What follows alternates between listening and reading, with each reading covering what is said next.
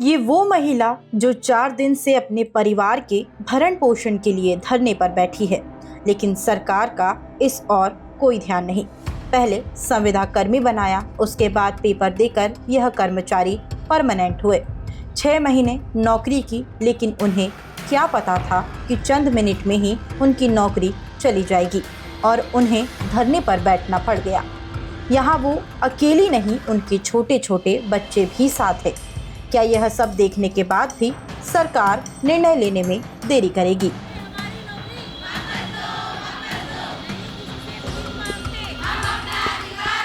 यह तस्वीर है राजधानी की, जहां पिछले 4 दिन से महिला स्वास्थ्य कर्मचारी प्रदर्शन कर रहे हैं और अपनी हक की लड़ाई लड़ रहे हैं, लेकिन इनकी सुनने वाला कोई नहीं है। देखिए इसी पर हमारी खास रिपोर्ट। नमस्कार, देख रहे हैं नेशन मिरर, मैं हूं दिव्या और आज हम बात करेंगे स्वास्थ्य की। आप लोग सभी जानते हैं कि स्वास्थ्य कार्यकर्ता और स्वास्थ्य विभाग के तमाम जो कर्मचारी वो हमारे जीवन में कितना महत्वपूर्ण रोल अदा करते हैं, लेकिन ये जानकर काफ़ी हैरानी होती है कि स्वास्थ्य कर्मचारियों की अगर कोई मांग है या कोई समस्या है, उसको सुनने वाला कोई नहीं।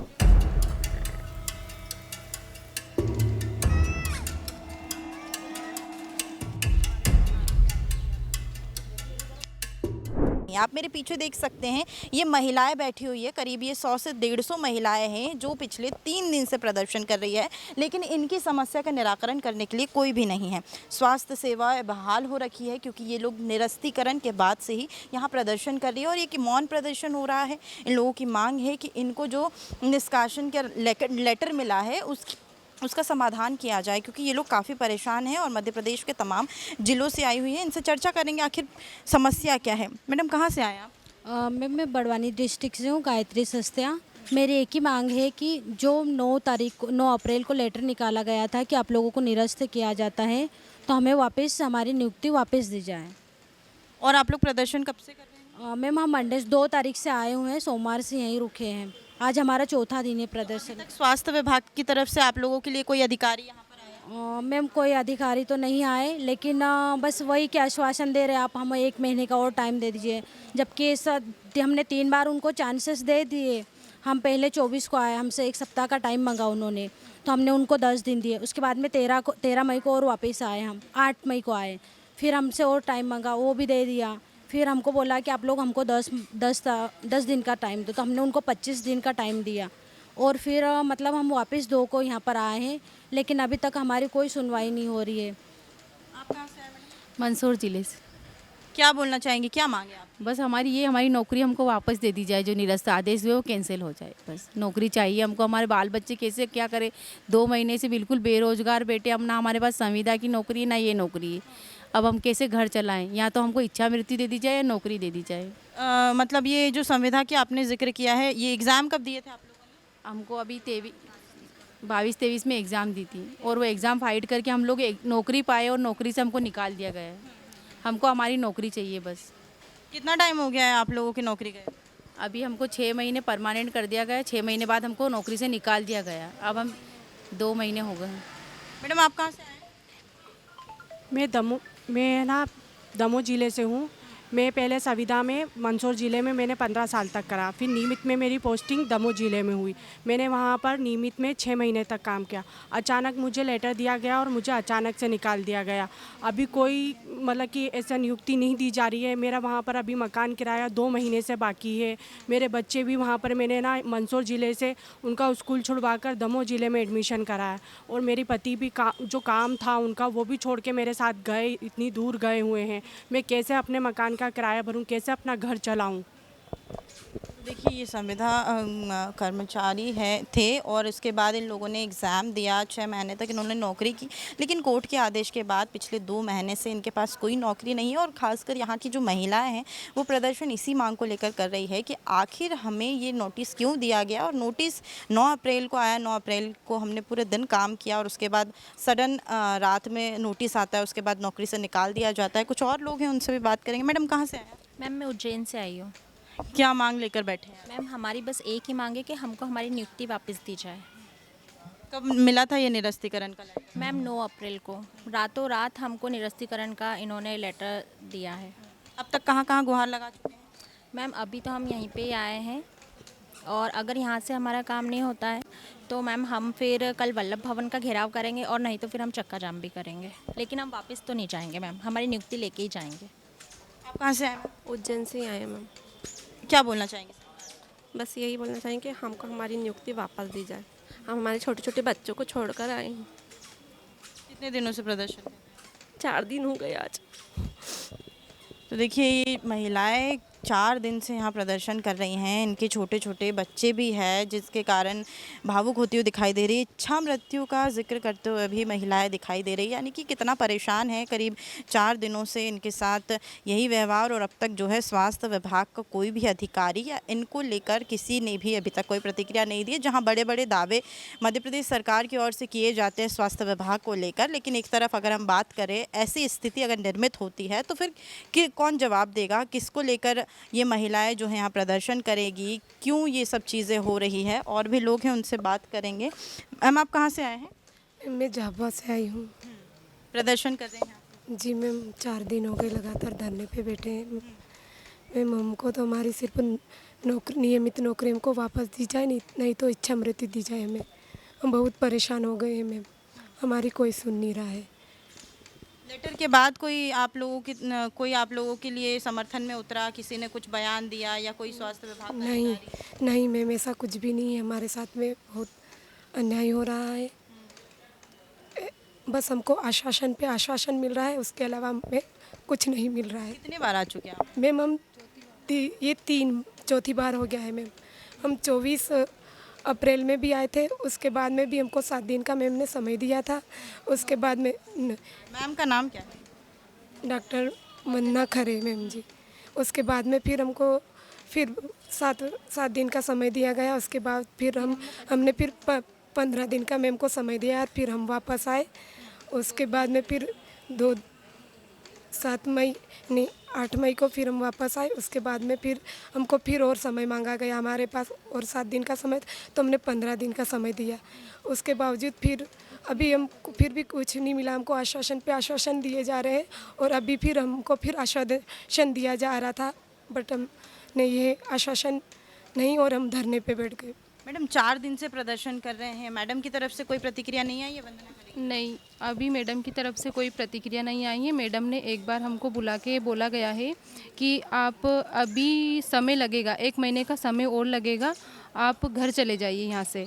लेकिन हम नहीं जाएंगे जब तक हमारी नियुक्ति वापस नहीं मिलती है। हम नियुक्ति लेके जाएंगे, नहीं तो हमको इच्छा मृत्यु दे दीजिए।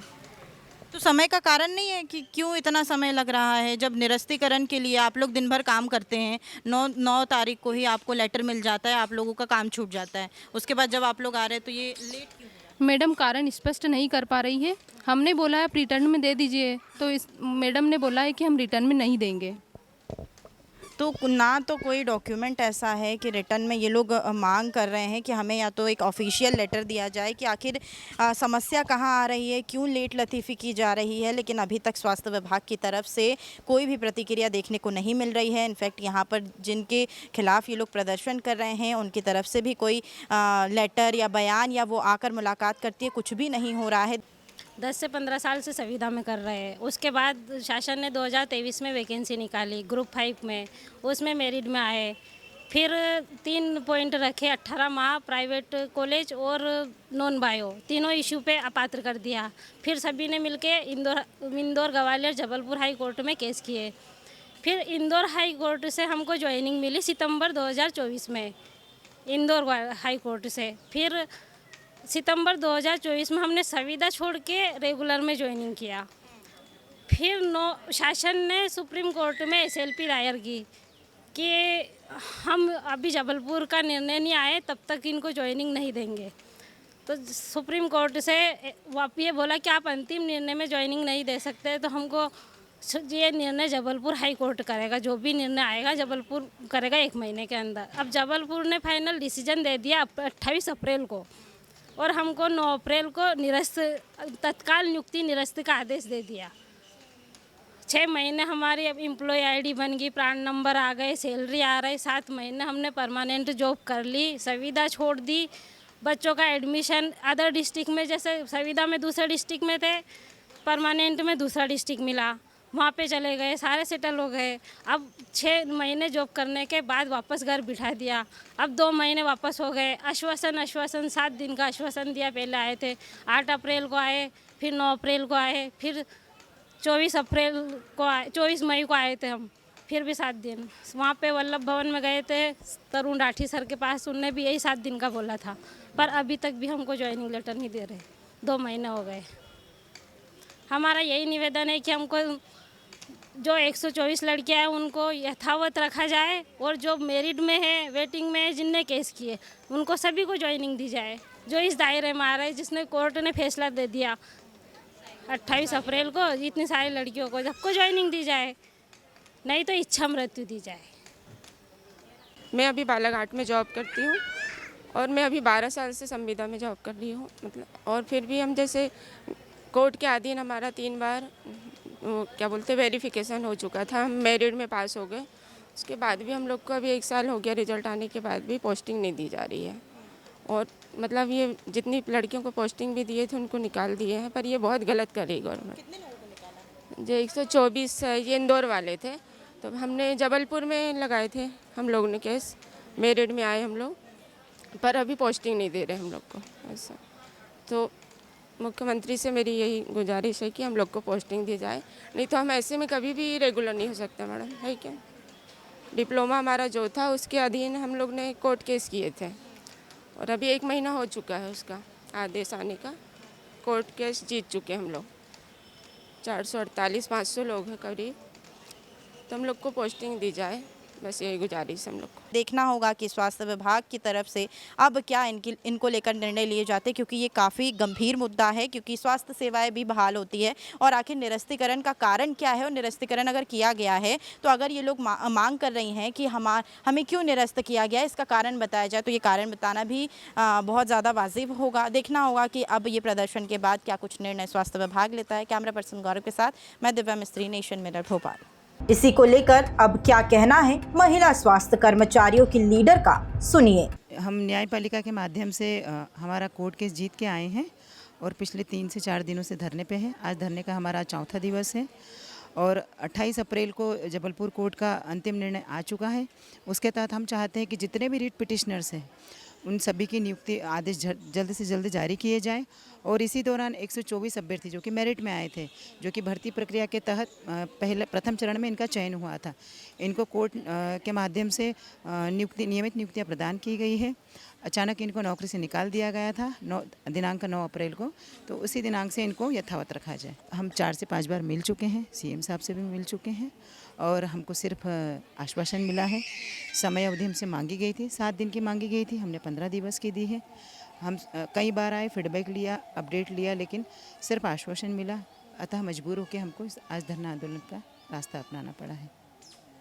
वहीं इस मामले को लेकर अस्पताल संचालक का कहना है कि हम जल्द ही कोई फैसला लेंगे।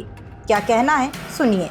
इनकी मांग है कि इनको कोर्ट के आदेश के पालन में जो निकाल दिया गया था, इनकी नियुक्तियां समाप्त की गई थी, वो अब जो दोबारा हाईकोर्ट का जो अंतिम आदेश पारित हुआ है उस पर निर्णय लेते हुए उसका पालन किया जाए। इनका कहना है कि ये पिछले 3-4 बार यहाँ पर आ चुकी है, लेकिन लेट लतीफ़ी हो रही है। देखिए, सरकारी प्रक्रिया है, इस ऑफिस से ही केवल निर्णय नहीं होते हैं, निर्णय उच्च स्तर पे लिए जाते हैं, विधिक अभिमत लेना होता है, न्यायालयीन मामले होते हैं, इसमें समय लगता है। लेकिन 2 महीने से हम बेरोजगार हैं, हम लोग अभी भी प्रदर्शन कर रहे हैं, कोई आश्वासन हमारी पूरी सहानुभूति है, आश्वासन वाली कोई बात नहीं। हम उनको पहले 2-3 बार रोज़ उनसे बात हो रही है, रोज़ उनको समझाइश दी जा रही है कि उनके प्रकरण पे पूरी सहानुभूति के साथ कार्रवाई की जा रही है। यहाँ पर जो बैठी महिलाएं हैं उनके स्वास्थ्य पर भी असर पड़ रहा है, महिलाएं चक्कर खा कर गिर रही है। अगर कुछ हो जाता है जिम्मेदार कौन होगा? उनके बच्चे भी हैं, छोटे बच्चे हैं। वो धरने पे बैठी हैं, उन्हें धरने पर बैठने की अनुमति प्राप्त नहीं है, अस्पताल परिसर में हैं। अगर किसी को कुछ हो जाता है यहाँ पर, फिर जिम्मेदार कौन होगा? जिम्मेदार कोई नहीं है उसके लिए, वो खुद अपनी मर्जी से बैठी हैं, उनको बहुत समझाइश देने के बाद भी वो नहीं उठ रही हैं, उनका निर्णय है। आखिर फैसला कब तक आ सकता है इनके पक्ष में? जल्द आएगा। वहीं अब इस मुद्दे पर देखना होगा कि इन महिलाओं को कब तक ऐसे भटकना पड़ेगा और सरकार ज्वाइनिंग को लेकर क्या निर्णय लेती है।